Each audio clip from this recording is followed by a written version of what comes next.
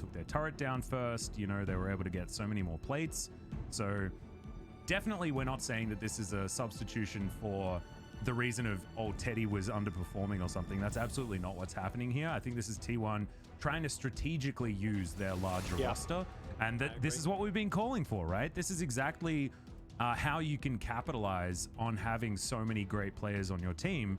And it's by putting them in at exactly the time when they can perform. So let's see whether Gumiyushi's going to be the answer, as the Nidalee is going to be banned away first from Peanut. Just a bit of a nod there to the birthday boy. And Talia is, of course, going to be the answer. And yeah, talking about performance, we got to circle back to Bay for a little bit, because he barely didn't get the POG vote. I think Peanut definitely deserved it as well. But I was unsure about the set, right? I could see the potential for setting up the Nidalee. And, you know, you don't really lose lane as set. You just kind of, like, you can get behind in CS, but you never get crushed just because of, like, your resilience, especially with Fleet. But the way that Bay was able to deny that first and the second and the third Destiny play snowballed so quickly. His consistent flanks that he was able to find was so pivotal to the victory of NONGSHIM. So I want to give him some extra credit there, because Bay is a player that's also had some super subpar games, right? Like, they were really rough. So it's really good to see that NONGSHIM, I think, really found themselves up with that skirmishing style. And the fact that the Renekton is now banned out, the Nidalee from Peanut is not being given over anymore, are very clear signs. But NONGSHIM do ban away, and I love this, the 2 blind picks that T1 went for. And I'm very happy about that, because you already know if they get those comfort picks, we're in trouble. Well, speaking of comfort, Fake is going to have it delivered here with the Orianna. Now where do NONGSHIM go? Because there are no 80 carry bans at all. Kai'Sa is available. They are going to lock that in as Peanut once again, the blind Udyr. Oh, I don't know about it. Don't know about it at all. Is LM thinking about taking the Olaf for a walk for one of the last times here? As, of course, 11-3. Not going to be exactly the most fantastic for the Viking. And I actually really like the Olaf, specifically because you already have the Orianna. Olaf needs an enabler, right? He needs something that can actually allow him to utilize that Sterak's Gold Drinker combo that is so... I think it's the strongest 2-item power spike that we have on 11.2. Like, I don't think anything even comes close. Maybe Moon Stuff does, but Moon Stuff is like... It's more soft power, right? Like, it's very efficient, but... Think about all the times you think you kill someone and then they go Gold Drink Sterak's and you're like, well, never mind. That I guess not. And I love the draft from 2-1 up until this point, because I want to see a good matchup for Zeus, right? He's still a new guy. We saw in the first game that even though he had a stellar first game, as a top laner, in competitive, it's going to take you a while to learn how to truly play weak side. He did not do super well, and I really hope that we're going to see him on something a bit more stable, right? Not a pick like Jace, where if you fall behind, you basically have no value. Yeah, exactly. I think the rest of this is looking real interesting as there's Kellen locking in the Seraphine. This is such an oppressive lane towards the bottom side, and it was already face up that it was going to be that Leona support, and this is something that Seraphine can definitely abuse there on the bottom side, especially when paired with the Kai'Sa. This is really scary, especially when Dr. and Kellen have been playing so well. This could be another opportunity for, you know, Peanut to have a better time as well. You don't exactly have a lot of, I guess, team utility, but you do have your W coming out from the Seraphine, which can be very powerful. And that could help Peanut, you know, at least have a little bit more power in this game. As Samira is, of course, going to be banned away as well. And we'll see what other 80 carry they're going to remove from Gumiyushi to make sure he's as uncomfortable as possible. I think that Seraphine, as you already pointed out, is a really big problem, because Seraphine, I think, is super broken. Like, I think she's way undervalued and she's really strong. LCK has been picking them up more and more, but it's not like she's high prior yet. But the problem with Seraphine is that if you try to straight up engage, your Olaf's going to be fine because he's got Ragnarok, but everyone else is going to get screwed, right? The power of your ultimate is so oppressive when it comes to straight up engaging. So now as T1, I think you need to find a way to pivot, right? There's two ways you can do. Either you can double down on the dive, which I think might work, but it's really risky, where you say, we're going to pick a super aggressive 80 carry, right? And we're just going to stomp the lane, and then it doesn't matter. Or you go for something with more range, but then you're looking at, you know, things like the EMF, things like the Jhin, maybe. That's a little bit more either utility based. I think a Senna could also work in that regard, right? Where you don't need to be in the thick of the fight. Because straight up, hard engaging into a Seraphine is going to feel real bad. Yeah, that's really, really tough. It just limits so much. Well, Bay's going back to what looks like comfort here as the Syndra will be locked in. A lot of orbs in the mid lane. This is a matchup that I know everyone is basically tired of watching. As maybe you can hear some weird slapping sounds. My cat is actually just smacking the microphone with his tail right now. So I apologize for that. That's not lack of pop filter. That is too much cat. Is there such a thing? I mean, besides the cat slapping you. Yeah, no, I mean, I think, you know, there's a time and a place, but I'd say no. Yeah. No. We have to make sacrifices to have such joy in our lives, right? As the Gragas going to be locked away here. I like this from T1. Zeus, we'll see how he does with this one. As Carrier thinking about what he wants to grab for Gumayusi. Of course, he can go with the regular Vayne if he wants to, but could be dicey into this composition. Oh, yes. And this is more fun. Oh, do it. Do it. Lock it in, Guma. No. Oh, God, I love the Tristana so much. And then my first thought came true, and I'm not as happy with it. Oh, no. I think the Vayne is fine, provided that you can create space for Guma. But I don't think Vayne's win rate is particularly good. But first, back to the Gragas pick. Gragas, one, provides a lot.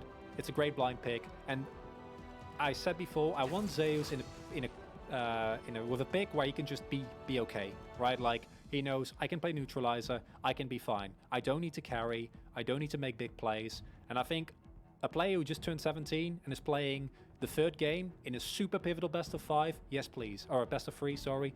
Please give him something comfortable. This Vayne pick though, it's a big risk because I think you're not gonna have a lot of space. You're gonna have Scatter the Weak, you're gonna have an Udyr, you're gonna have the Ornn engage, and you're gonna have Kalin here with the Seraphine. And you need to stay away from all of that. And that's not really Gumayusi's power, in my opinion. No, I agree. I absolutely agree. I think it's a very dangerous pick. The reason I love the Tristana is that, you know, your level 2, level 3 power is so high that you can just all in onto the Seraphine and try and win that way, right? Yeah. Especially if you've got LM jungling bot side. But this is more like we're going to scale alongside you and go for the like Vayne is better than Space Vayne in the late game type situation. But I just don't know whether this is the type of comp that you can really play that into, especially with the Ornn coming in, Syndra there with all of that long range, so many orbs that you have to be dodging. That's a lot of water, Guma. Oh my. Damn, that's a massive jug. That's so big. But if you're going to carry, you're going to need to be well hydrated. So take that as a bit of a pointer. Those in chat, I know you and I, Chronicler, we've been drinking a lot of water, but you guys stay hydrated. You know, you got to remember that. Everyone at home, grab a quick drink, you know, some water, some tea, just before the game starts. Now we've got a bit of a client issue, unfortunately, guys. Bay struggling to get into this one, so we're going to take a little bit of a timeout. But that's okay. That's okay. Got to make sure that everything's all sorted and in order for our players. Now, I agree with you. Like I said already, right in the draft, like as T1 if you pivot here and you go for the Tristana, or you go for something that at least can dive, that can play aggressive, I'd love it.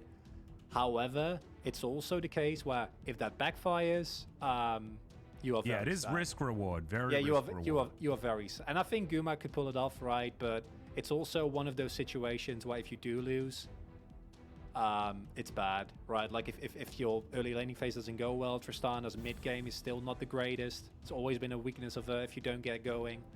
And I think that though I prefer the team comp from NONGSHIM, I don't necessarily think that NONGSHIM's strongest point is like straight up 5v5 team fights, right? I think that we saw last game, they excel in tempo play, they excel in skirmishing and like finding uneven situations. Think of all the rich highlights that we've ever seen, right? That's not a straight up 5v5, that's like a brawl scattered around everywhere. I'm looking forward to seeing how it's actually going to play out because I think that the win conditions on both sides make some sense. I feel like it is going to be a little bit harder for T1 to accurately find theirs. That being said, when it does work, then it can be very, very good. We are going to be resuming very soon, guys. So thanks for your patience. We'll be getting back into this this series as best we can, as we are going to show you Chronicler once again. This is what his face looks like. I know you haven't seen it too much today, but you're going to have to get used to it because he's going to be here for the rest of the year. That is, yeah. I'm very excited, and you know, in like a couple of weeks, I'm also allowed to actually go outside and meet you. That will be great. I know. It's actually really weird, right? Because you're here in the country, but it doesn't feel like you're here yet. No. Because like we've been hanging out in Discord this whole time, and like, you know, generally, you know, catching up as best we can with the distance in mind. And now we have to do the same thing. It's like the ping is a little bit better, but like that's the only advantage that we get because you're stuck in quarantine. Because we have to make sure that we're safe. You know, these times are certainly not ones to be taken lightly. So I am definitely very much getting looking forward to finally hanging out and likewise, you know, being able to celebrate after a successful week of the LCK. Yeah. But you will also get a bit of a week off because, of course, it is going to be the Lunar New Year, and that means that the LCK takes a week off. So you're gonna be able to chill, get yourself settled. We'll be able to start looking for a place, you know, all this sort of stuff. And I think it's cool that you sort of come, you get your first week, to, you know, figure out the LCK side of things, and then you get a week to figure out your life. You know, it works out quite well. Yeah, I mean, I might need more than a life to figure out my entire life, more than a week. That's okay. I wasn't going for like that sort of depth. We're gonna, guys. Yeah. It's a very short break, but we're gonna get really real with you. Yeah, just for deep. No, I'm kidding. All jokes aside, it's been stellar thus far, and everyone has been super welcoming. I mean, you know, haven't really gotten all of my jokes, and that kind of hurts me, but that's okay. We can move Damn, past you're never gonna let that one go, are you? No, I'm not. Oh, God. But yeah, it's been amazing, and I've been an incredibly long time fan of the LCK, so it's still fairly surreal. Although I have to say, the fact that I'm in my little quarantine room where I've sat here all day, right? Like, I think it's really gonna hit me once we actually get to Lore Park, you know, circumstances allowing. Because right now it doesn't feel that different, which I guess is also like makes sense in a way. But I want to see Lore Park, like I want to be there. Yeah, no, I understand. It'll be a little bit sad because I don't think we'll have an audience straight away. But it's going to be like the ease-in process, right? Where like you start off, you get the quarantine cast, and then maybe we'll move to Lore Park in the future, but it'll be empty. And then maybe if we get even better, then there'll be a few fans. And then maybe if it all gets sorted out and we're all going to be completely free of all of this lockdown and quarantine situation, then you'll have the full-fledged experience. But it's definitely going to be an ease-in process. Don't necessarily know how long it's going to take, but I think it works. As we are going to be hopping into the game, guys. So without further ado, let's have a look at these compositions once again, as it is going to be the Olaf into the Udyr. Udyr has been pretty awful so far today. He's lost every single game that he's had, but it's Peanut's birthday, and let's see whether he can turn things around after his hard carry Nidalee pop off in game 2. I really like to see either of these teams take a win. It's weird, right? Like, I think if T1 loses this one as well, that just breaks a team, right? Like, there's so much pressure on these guys. You were so dominant in game number 1, and it feels like a similar process that Damwon went through, where after losing to Bro, they just looked so lost, right? They had so little confidence, and then Showmaker had, what was it, like an 11-0 Zoe game? It's like, 11-0-11. Yeah, it was a pretty good scoreline. Actually, you know what? We can just do that. Why did we not do that before? And I think T1, they need that game. And I think game 1, I thought that was that game, but it was not that game. Game 2 was definitely not that game. And if they lose this game, then I don't know if there will ever be at that game. So for T1, this is, I think, like a much more important game than for NONGSHIM, who, you know, they're chilling in the middle of the pack, and they don't have nearly as many expectations, so they're probably feeling pretty good. Yeah, I think they're feeling fine. And you actually saw on the faces of these players as well, Peanut was having a bit of a laugh before we got in. You know, there's I think it's a more relaxed atmosphere, but there is perpetually all of the pressure possible on T1. So let's see how they cope as Faker back on his famous Orianna. His Azir, his Twisted Fate, and his Orianna. We're sort of like stepping through the history books of some of the champions that Faker has had some of his best moments on of all time. Orianna definitely one of them. There was that 4-man shockwave that I think everyone can remember. And we'll just have to see whether he's going to be that pivotal here in this game as well. As this is the lane that I think is going to be the most difficult by a country mile, as Kellen should just have so much control of this lane. But this is how you win the lane. Yes. You just don't play it and you pause. That's the truth. Here we go. Finally back onto the Rift. We've had a lot of pauses, Chronically. You've definitely run the LCK gauntlet already. As we are still level 1. It's 2 minutes in.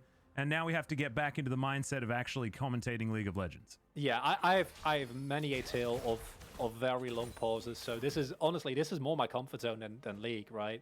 I don't know. Yeah, this is what we needed. This is what we needed. That's why I got the job as well, because I came from the LPL when it was casted out of Australia, and we spent, I think, more time paused than actually playing the game, and we had a lot of games to get through. Yeah. So I completely agree. That is the skill set that you really need to get the most down when it comes to the LCK. Is Gumayushi struggling a little bit to get all of these minions underneath the turret. As a good stun comes out from Bay there onto Faker, but the trades looking like they're working out quite well for T1's man in the mid lane. It's Syndra Orianna, right? Like, there's not that much to say about this matchup. We've seen it a million times. Nothing should happen unless there's like very aggressive jungle attention. But yeah, the bot lane the early game is kind of rough because as carrier, like, you should not really be allowed to get on top of Kalin and Dokdam, and then you're a double ranged matchup into a mixed matchup, and then you can't take control of the wave. There we go. This is what I was waiting for. I knew this was coming. I don't trust this yet. Yeah, I don't trust this either. As here's our brief interlude of video game before we go back to League of Pause. I hope you guys enjoy it. We're going to check out some early laning phase between Gragas and Ornn. And come on, observers, is this really the best use of our very limited amount of time on Summoner's Rift? I'm not sure. But so far, we've stayed in the game for almost a minute. And that's really good news. Most definitely is, and we do see immediately, as we said, Dokdam and Kalin gonna have the edge early on in this lane.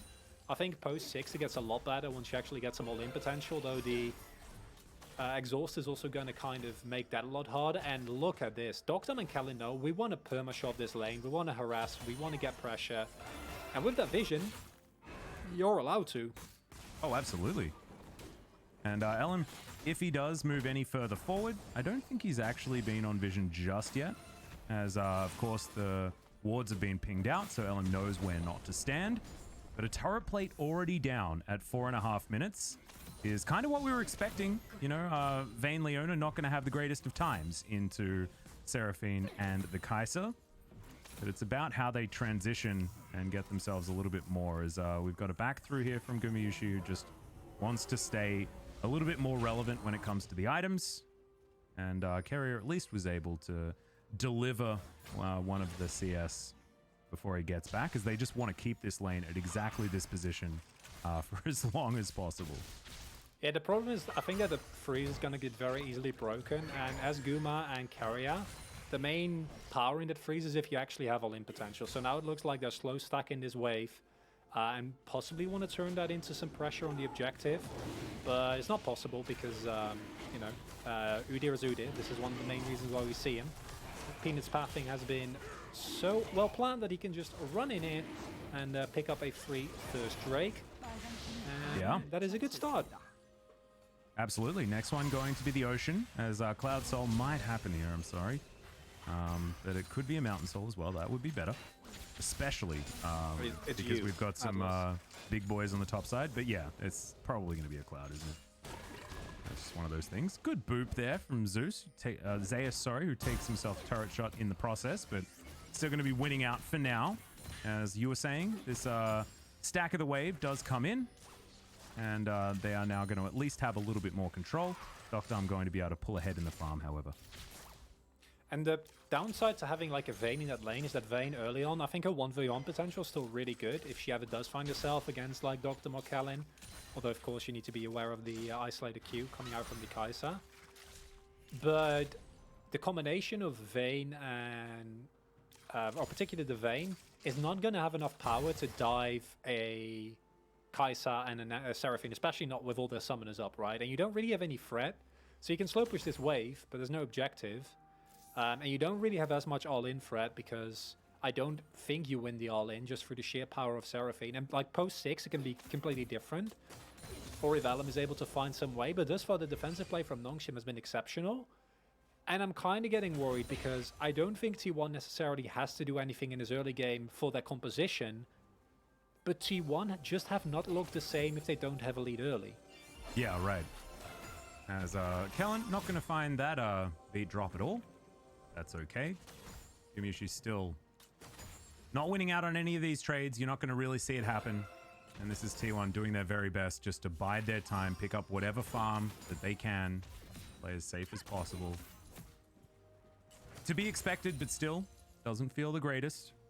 Watching Dr. just get a larger and larger lead, just passively, based on what has been picked, as the beat's going to be dropped one more time, and Gumayusi just continuing to take free damage as a pickaxe, but nothing else to his name. And that's where you see the power of those nodes, right? Like in extended trade, Seraphine can spam a couple of spells and hit you with an empowered and like extended range auto. And it just feels so bad. So incredibly bad. Now Peanut's going to show up here. He will be in full vision. And this is the immediate moment for Alan. Might go for a dive here. I do feel like it's a little bit risky. Yeah, beat drop comes in. That's going to be the tumble. Gets them out of the way. Only level 5, so no solar flares as the teleports come on in.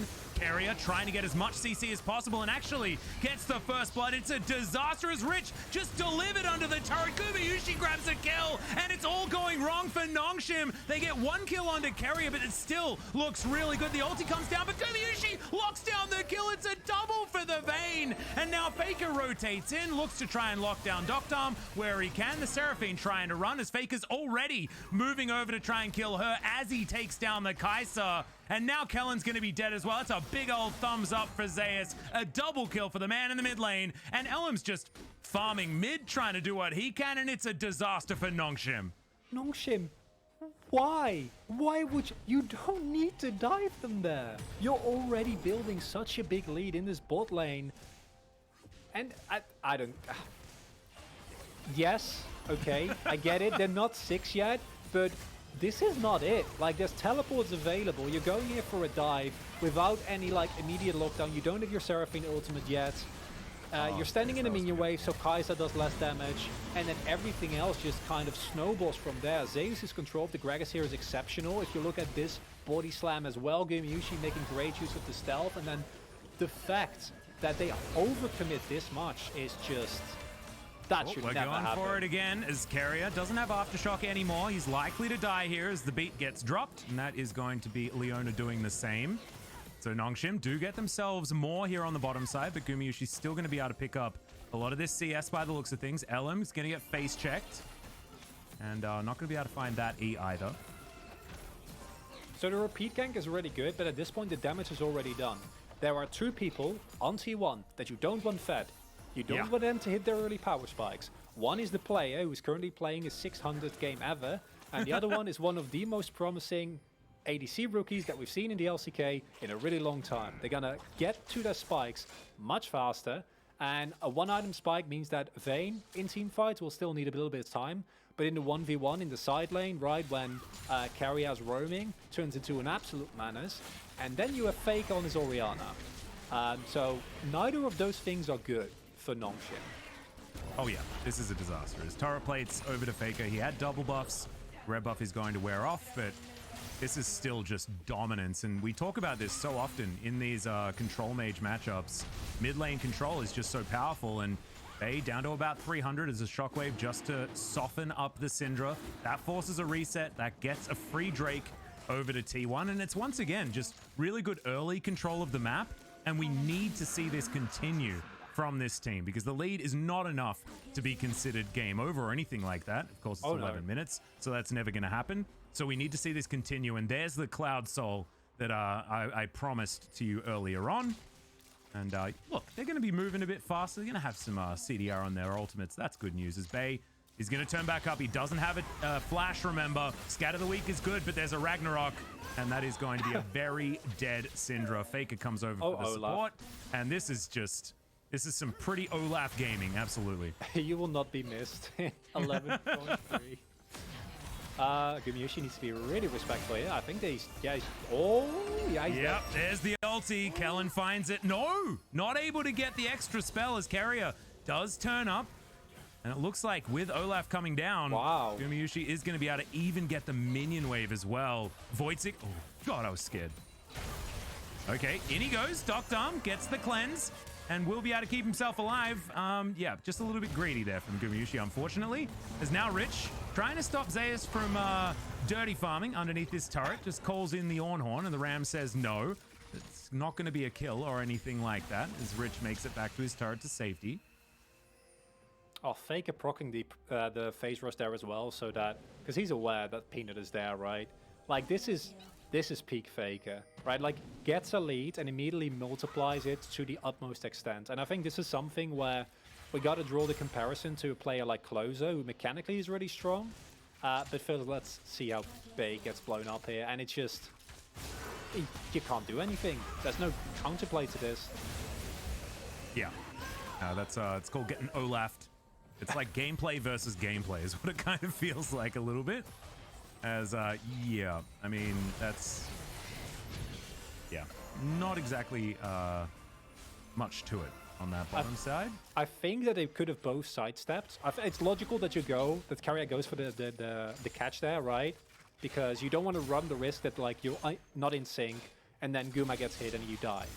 But I think you can both sidestep there. I'm not entirely sure, but looked like it might have been. And then you can't have the follow-up Killer Instinct, still the cleanse get used, so possibility for a 2v2 kill later on, because currently those two ultimates are down, so if Carrier wants to go for that, they can, but they don't have bot side vision, so it's a little harder. But all in all, it's a 1k gold lead, and it's good, but as you already pointed out, this is anyone's game. Oh, precisely. And Rich is going to be able to add ornaments to everyone. You know, the scaling on the side of NONGSHIM is no joke either. And while you look at Vayne, Orianna, things like this that do scale very, very well, it's still an Olaf, you know, who's not necessarily going to have the greatest time. It's going to be better than usual because he does have Orianna to help enable him as this game goes on. And we saw what Dread did, you know, quadra kills and stuff in the late game. Olaf, obviously, late game powerhouse, as you know, as Ellum turning back up towards the top side here and wants to try and augment Zeus's already decent time in this lane, despite what the farm may look like. But 0-0-4, definitely a good start here. And they're looking for the dive. Rich going down relatively low. Doesn't quite have the Ornhorn available as the teleport is going to be drawn out. And Bay is going to continue to sack that lane even further. He's already lost his turret. Real dangerous times as Gumayusi not going to be caught shopping. And Peanut looking to try and stop them here. Did walk over vision. And Ellum's going to use that in order to lock down Shirley. And that's the second time, right? Ellum sees Peanut on the bot side, like, yep, give me that. It's on top of the ward as well. Ellum doesn't care. And we've talked a lot about the side of T1, right? Like their spikes, like how far ahead their key carries are. Fortunately for NONGSHIM, and it's the reason why, in combination with like the front line and setup that they have, they're still in a really good spot. Same can be said for Dokdam, right? Dokdam, we've already seen his stats are really, really good. I think many would call him one of, if not the highlight of this NONGSHIM roster. Oh, 100%. And him being 4-1 already means that his blow potential is also insane, which means I think that the fights that are going to break out here might actually be insanely volatile, and it just depends which carry gets caught out of position. Now, they both have both summoners, right? They both have really good repositioning, Vayne in the form of a tumble, and the stealth that you get from Final Hour. Dokdam more aggressively with the Killer Instinct, although it can, of course, be used somewhat defensively. But I think it's just going to be down to execution. I don't think either team has a really strong edge here. So it's going to be who gets to the good, like the plays where they need to be first. And I don't think Peanut's allowed to walk there. I don't think so either. He's going to bear himself away. So he does, I believe, still have Chem Tank, so he does run pretty fast. As Zeus turns up, looks like this fight for the Cloud Drake is what both teams are looking for. Thank you. We might have that river ramp. We might have the river ramp. No, you're welcome. I already said that it was going to happen. We deserved one in the first game, but unfortunately it was denied. So we had to wait until game number 3. As the Cloud does go over to Peanut. Zeus now found by Rich, who does have a decent horn angle. As Faker finds Peanut on the backside. There's going to be the tower taken down, though, as Shirley gets a lot of work done. As they have really driven all the way up this mid lane. The K-Ram is no joke. Flash forward, gets the flash out of Bay immediately.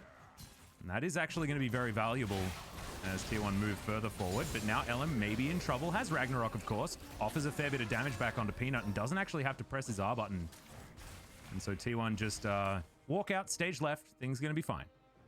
And that's a worthwhile trade. I think both teams are kind of happy with that. As NONGSHIM, you can say it's fine. You know, we got an advantage in the Drake War.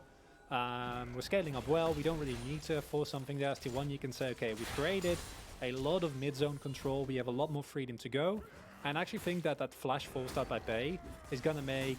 I'm not entirely sure if the timing is right, but it could be that T1 is able to, like, capitalize on that for the next Dragon.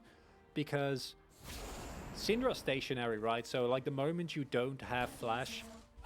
you also don't have Gale Force. Neither AD carries went for that, by the way. Yeah. Or went just full damage, which makes sense with the top laners that you have. But basically, it means if you get hit by something, you're dead. There's a lot to get hit by. You know, there's Gragas, there's Shockwave, there's Carrier. It's just a lot of stuff. Oh, so, no. Sorry, once again, the cannon. It really, every time, right? It Yeah. really gets to you. Yeah, this is... It wears you down. It's a hard part of our lives, right? And oftentimes we see all of the cannons being collected, but sometimes things just go wrong. And that was one of those times, unfortunately. The other thing that we have to talk about is the Ornn effect, right? He is going to be making sure Doctarm is just giga huge in the late game. And that's going to be really scary. Moonstone already completed here for Kellen. And that will certainly help Peanut as well. You know, like he's going to be pressing his W. Peanut's going to be a lot more happy. And he's going to be able to get in and out, and have himself replenished. So this is an Udyr and an Olaf that are, you know, capable of getting things done in the later stage, just because of who they have around them in order to support. So both of these compositions... Pretty interesting. That's a teleport force. Damn. I don't think that was necessary. Well, Peanut not going to get slowed down just yet. Chemtank comes through as he's trying to fight Zeus here, but he's pretty tanky right now. Going to flash himself out. Cathian Rain definitely showing us that Doctarm is scary, but Killer Instinct now on cooldown. Yeah, that was a weird sequence of events. I think the teleport is fine if you immediately pull the trigger, right? If you do see an opportunity there for a jungle fight. Now it feels a little bit awkward. Zeus will have a lot of less offensive power, but I don't think his role in this matchup is to be offensive, right? Like, you engage, and then you body slam defensively on anyone that tries to get close to Gumal Faker. And I don't think it matters as much, but still kind of a weird teleport there, because it didn't really feel like T1 was pushing super aggressively, or like going for a big objective. So yeah, all in all, NONGSHIM doesn't want to take the risk, just playing it safe. And as you said, Ornn going to be giving out some Wyrm Fallen Sacrifice. You know, love that item name. It's also one of the very few that I know, because the new Ornn item upgrades are... yeah, they're very literary. I quite like it. It's very very prosaic, right? But it's also hard to remember. Yeah, I'm not a huge fan. You know, some of them... I mean, for you, you need to know them. Yeah, and we also don't have any Gale Force, and my favorite one that's real is the Typhoon. I think Typhoon's fantastic, super cool, but like Ceaseless Hunger, hate it. Not a big fan. I like Dayside from Divine Sunderer. I think that one's cool. That is cool. That one's badass. That's also just a cool word, right? Yeah. It's very badass. So I guess, you know, there's a couple that I wouldn't say that they're all the best. We can come up. Not all hits, but that's okay. You know, yeah. Can't always win. We got the supercharged Chemtank coming through though. That's going to be fun. Because the only way to get better than the turbo is to supercharge, right? Isn't that how that works? I think that's a good question. I don't actually know the correct order of like going from turbo to super. I guess you go to like what, hyper after that?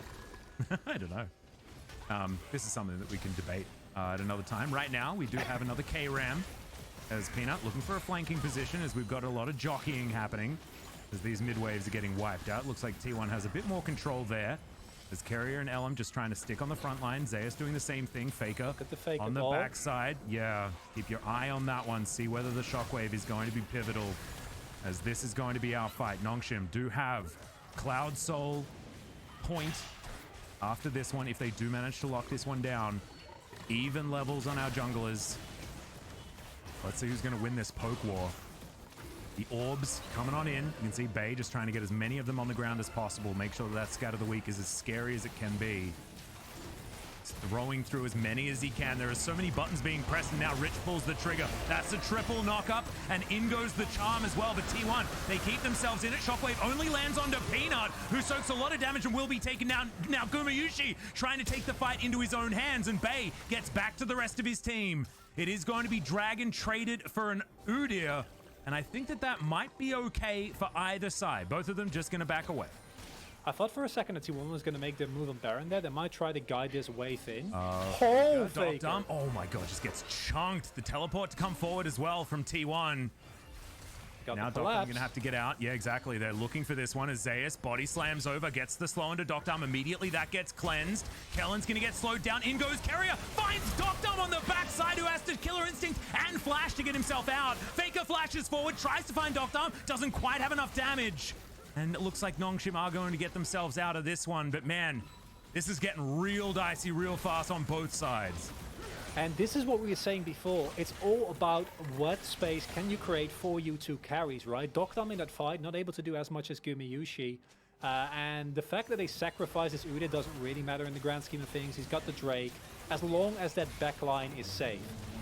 Zeus tries to cancel here, is not actually able to, but there's not enough follow-up damage, because here we see that NONGSHIM is kind of split between actually finding T1 and damaging the Dragon. And as soon as Peanut goes down, kind of feels like T1, they can't really do anything here. They force a couple of summoners, but then this play from Fake is so smart, because you don't expect them to be there, right? It looks like the entirety of T1 went into the mid wave. They could look for a push there, that's what they did last time. And instead, everything gets blown. And this makes subsequent fights so much harder here for the entirety of NONGSHIM RedForce, because without summoners, your Kai'Sa is going to be a sit and duck. And the fact that Faker goes for this as well, I love it. But that flash is really valuable. Yeah, well, we're going to look for it once again, as there's the Shockwave. Doesn't do too much as Peanut's able to soak a lot of that damage. That's the Ornhorn from Rich on the backside. Carrier looking to try and make his way out as this Olaf is massive. Peanut will be taken down. Zeus here, another brick wall that NONGSHIM have to get through. And it looks like they're running out of resources in order to do so. And you saw, this is what happens. Doctor doesn't have his summoner spells, and it means he cannot get into these fights as effectively. There is no smite. Yeah, Peanut's dead. This Baron starting to go down pretty quickly. This will be a 4v5. We'll see whether Baron is going to work out for NONGSHIM, as there are low health bars. Gumayushi's he's at full, as now Rich gets body slammed. Doesn't have the Ornhorn, remember, as they will be just taking down this Baron. It's the Olaf able to lock it down, and Rich just too far forward. Unfortunate for the top laner of NONGSHIM, and they couldn't pull the trigger. They didn't have enough triggers to pull. And it looked like such a good fight for NONGSHIM at the start, because they funneled T1 into a choke point, and then Rich pulls the trigger with the Ornhorn. But I want to see, when the Reaper there, how is T1 able to actually make this work? Because I think at this point, I don't mind that you go for a fight here, right? Like T1 is all funneled in there, and Zeus is not at the fight yet. But I think they underestimated the amount of damage that can be done, and Kalin isn't really in this fight. Then Zeus with the flank basically forces the entirety of NONGSHIM to immediately back off. And now Udyr is dead, and you're now at a point where your Vayne can get through this Baron so incredibly fast. You don't have your big ultimates anymore, you can't hard engage, no smite. And yeah, then the subsequent follow-up from T1 is simply too much. I think they could have re-engaged there, but they don't risk it. They try and play it safe, and as T1 in this position, I really commend them for that. Because yeah, this is real scary. It is. Big shout out to Zeus as well, because I sort of called out Rich. I was focusing on the Baron and whether that was going to be secured successfully, but the cask was very, very nice. Waits for the searing charge, waits for, you know, the Bellows Breath to make sure that Rich can't avoid the cask, and then guarantees that that one will push Rich back and gets even more for T1. As now the Baron pushes in, and this gold lead is extending ever further, close to 6,000 now the lead for T1, a 3,000 Baron power play, and they still have a minute and a half left. They split pushing on the top side of the map, but T1, they're trying to break open the base, and you can see this inhibitor turret is still limping from before. Alan? Yep, Alan's just doing some limit testing here, seeing how many turret shots that he can take and shrug off. And I think the number is quite large, by the way. As, now Bay's going to have to come back, because yeah, this push is continuing. Nexus turrets are now under fire. As the rest of NONGSHIM, they will be respected. Bay not going to actually come home just yet, looking to take a blue buff first. And Zeus is so tanky that he's not scared of Peanut one bit. 3,000 health now on the Gragas. Not bad at all. This is a really nice trap because I think here as NONGSHIM, it's such a risky play to push it out there, and they're not going to go for it, which I think is the really solid call. You don't have to. The inhibitor is already down, and this Drake means nothing to you as NONGSHIM, right?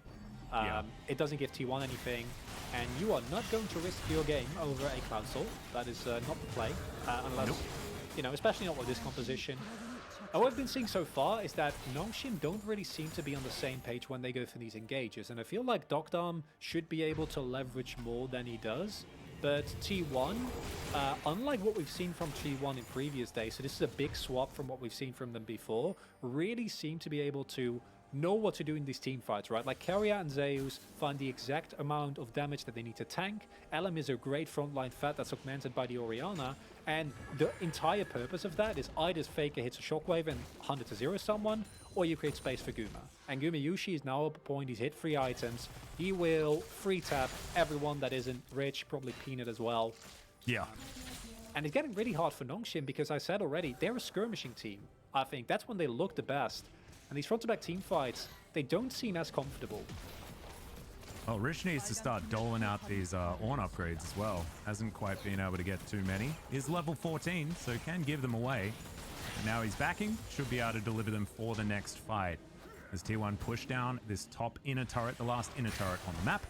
Certainly the textbook play, as there is still a lot of vision around here for NONGSHIM. But T1 are starting to remove it. And Peanut will find Keria. That's a belly boop onto the Udyr, as this tower is going to be the focus. Very tanky as Elm, doesn't care about being stunned up or anything like that, and still has the Ragnarok at his disposal. And NONGSHIM now trying to defend this inhibitor turret. The bottom lane is, I think, stacking up for T1. Should start pushing back, but isn't necessarily a point of pressure just yet, and they'll have to rely on that mid lane being, you know, the secondary pressure point as they try and siege this one out. They don't have Baron buff anymore, and the waves aren't like super synced up, so as you're saying, like it's just an inhibitor wave, which Dokdam can clear really easily, and Dokdam not being in the fight isn't that big a deal because he has killer instinct. So T1 just decided better of it, just get some resource out from the jungle, and I think this is going to be a slow-paced game. I think T1 is going to play this for, like, you know, how sometimes you can make plays and you're like, yeah, this is a 70-30.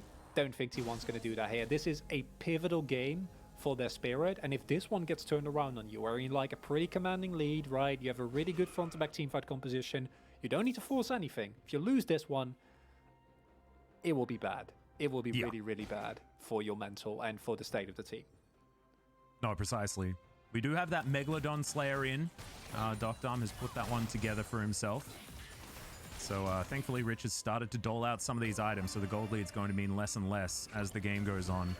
As Peanut, possibly caught in the wrong position, takes a blast cone but gets body slammed for it. Slowed down there as now Gumayushi looking to get on top of him. Killer Instinct comes in as Dokdam moves out of the way, cleanses. The barrel goes completely wide, but Peanut still going to be taken down. Now Elm finds himself in the front line. Keria trying to be a hero as Dokdam will be taken down on the back end. Rich trying to flash away as Gumayushi takes position on the front line. Elm gets rid of the Seraphine in like 1 or 2 axes. She is so squishy. Bay's going to get slowed down, and I think that this is going to be the game. It's a great stopwatch from Bay, but unfortunately he's dead as an afterthought. Rich finds the fountain, but he's not going to get anything done there, and I think T1 may have got the monkey off their back. They might be able to take down a game 3 in what feels like forever. They will do it. Their eyes set now on these Nexus turrets. The 600th game of the living legend in the mid lane, Faker. A justified win, 41 here, after what can only be described as